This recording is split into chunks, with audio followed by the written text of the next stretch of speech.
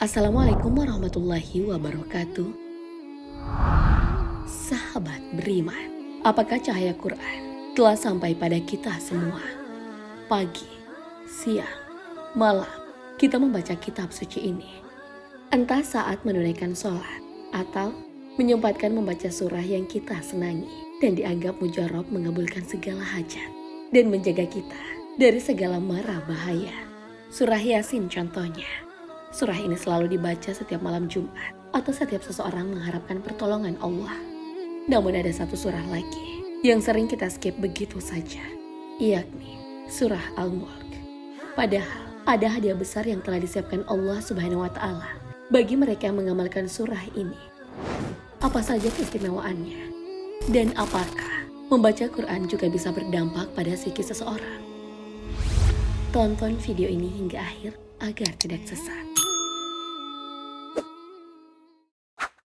Menjadi dekat dengan Al-Quran bukan perkara mudah.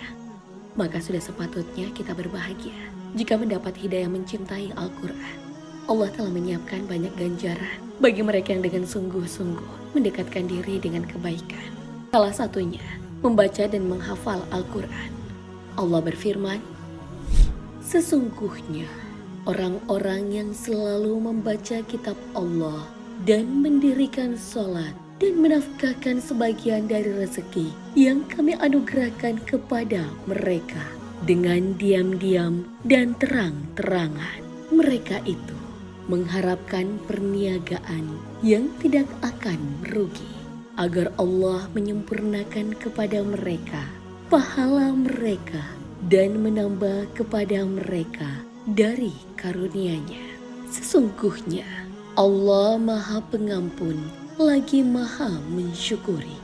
Al-Quran Surah Fatir ayat 29 hingga 30. Pernahkah Anda iri dengan seseorang karena kehebatan, kekayaan, serta ketampanannya? Ada baiknya perasaan tersebut segera disingkirkan. Karena pada akhirnya, menurut Rasulullah SAW, bukan sosok dengan 3 kriteria tadi yang patut dicemburui. Rasulullah SAW bersabda, "Iri hati itu hanya kepada seorang pria yang mengajarkan Al-Quran sehingga ia membacanya pada malam hari dan siang hari." Hadis riwayat Bukhari. Namun untuk porsi ini pun, kita sepertinya masih merangkak untuk menggapainya. Setiap hari, setiap waktu kosong kita hanya terpaut pada hal-hal yang mematikan iman dan melupakan Allah Subhanahu wa Ta'ala. Perjalanan menuju rahmat Allah memang tak hanya sebatas membaca Quran. Namun tahukah Anda, jika ada syafaat yang juga berhak kita peroleh ketika rutin membaca kitab suci ini? Rasulullah SAW telah menjanjikan bahwa bacalah Al-Quran karena hal itu akan menjadi syafaat pada hari kiamat kelak. Dalam hadis riwayat lain disebutkan juga bahwa Nabi Muhammad berkata, puasa dan Al-Quran akan menjadi syafaat pada hari kebangkitan nanti. Ketika hari kematian itu tiba, syafaat Rasulullah SAW akan meringankan dosa kita di padang mahsyar.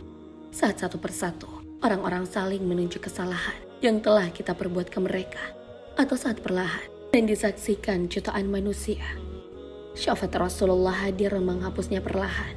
Yang lebih menakjubkan, karena bacaan kita akan menjadi anak tangga yang mengantarkan kita pada surga terindah yang disiapkan Allah. Sabda Nabi Muhammad SAW, "Bacalah Al-Quran sama seperti saat kalian biasa mengucapkannya ketika di dunia, karena posisi kalian adalah dengan ayat terakhir yang biasa kalian ucapkan." Hadis riwayat Ibnu Hibban. Tapi lucunya, terkadang kita menyanyiakan kesempatan tersebut dengan sadar, seolah-olah pahala akan datang dengan sendirinya jika janji kebahagiaan di akhirat masih terlalu jauh dari imajinasi kita. Mari kita telisik lebih jauh manfaat Al-Quran dalam kehidupan kita sehari-hari. Sebagai manusia biasa, kita diciptakan dengan banyak emosi, senang, sedih, dan masih banyak perasaan lainnya. Jika melihat cermin saat ini, apa yang Anda lihat?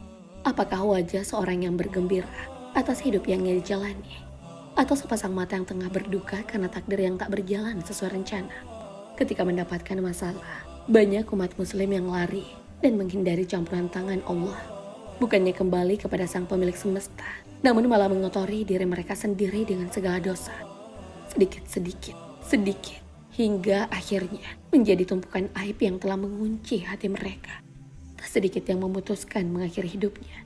Padahal dari segala obat yang telah Allah siapkan di dunia, Al-Quran menjadi obat yang paling ampuh untuk mengobati hati kita. Allah berfirman, "Sungguh telah datang kepadamu pelajaran Al-Quran dari Tuhanmu, penyembuh bagi penyakit yang ada dalam dada, dan petunjuk rahmat bagi orang yang beriman." Al-Quran Surah Yunus ayat 57. Rasulullah Shallallahu Alaihi Wasallam juga pernah menjanjikan ketenangan bagi orang yang membaca Al-Quran. Ketika ada beberapa orang berkumpul di rumah Allah dan mereka melafalkan dan mempelajari Al-Quran, maka ketenangan akan diturunkan kepada mereka. Hadis riwayat Muslim. Namun bagaimana cara Al-Quran bekerja untuk psikis manusia? Apakah dengan alami dan mengalir begitu saja? Hal ini pernah diteliti oleh seorang pakar dari Universitas Al-Imam bin Saud Al-Islamiyah di Riyadh, Arab Saudi. Dr. Soleh bin Ibrahim Asyani melakukan penelitian terkait hubungan Al-Quran dengan sosiologis, spiritual, serta jasmani manusia. Yang meneliti dua kelompok yang masing-masing berjumlah 170 orang yang merupakan mahasiswa dari Universitas King Abdul Aziz dan Universitas Al-Imam Ash-Shatibi. Apa hasilnya? Hasil penelitian menunjukkan jika ada korelasi positif antara peningkatan hafalan Quran dengan tingkat kesehatan psikis atau mental seseorang. Mereka yang menguasai Quran dipastikan memiliki kesehatan mental yang lebih baik.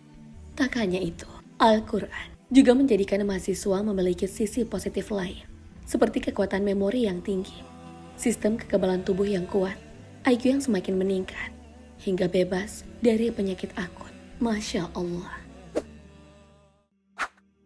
Selama ini, terkadang kita juga mendengar jika Al-Quran sangat mujarab menolak bala. Salah satunya adalah surah Al-Mulk.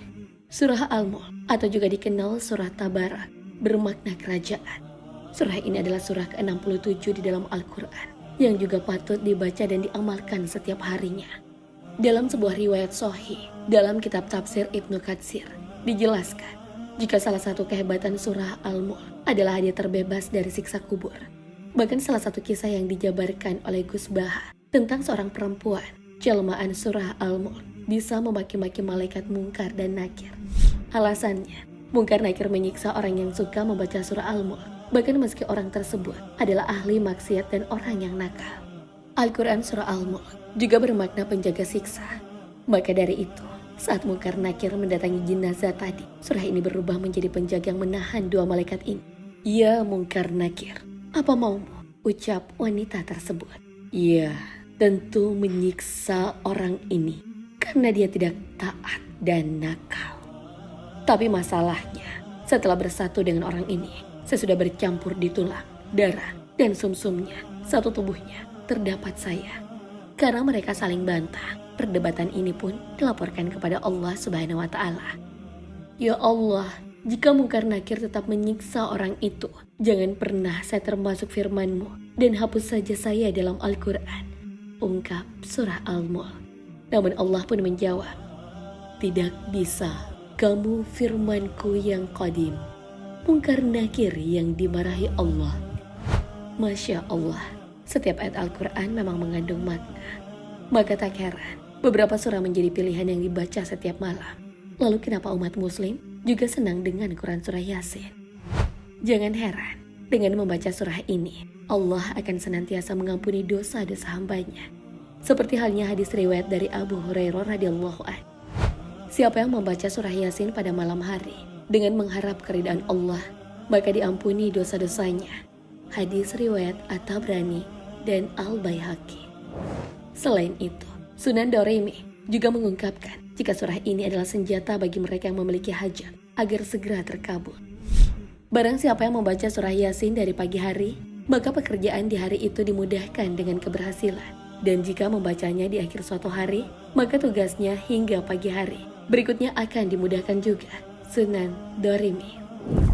Senada dengan surah Al-Mulk yang biasa memudahkan dosa di hari akhir, surah Yasin pun juga bisa meringankan siksa kubur dan memancarkan kebaikan kepada penghuni kubur. Barang siapa yang mengunjungi makam seseorang dan membacakan surah Yasin, Maka pada hari itu, Allah Subhanahu wa Ta'ala meringankan siksa kubur mereka dan diberikan kebaikan bagi sejumlah penghuni kubur di kuburan itu.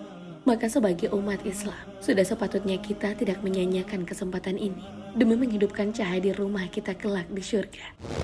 Sahabat beriman, apa surah lain yang juga sering Anda amalkan selain surah Al-Mulk dan Yasin? Allahu a'lam bishawab. Wassalamualaikum warahmatullahi wabarakatuh.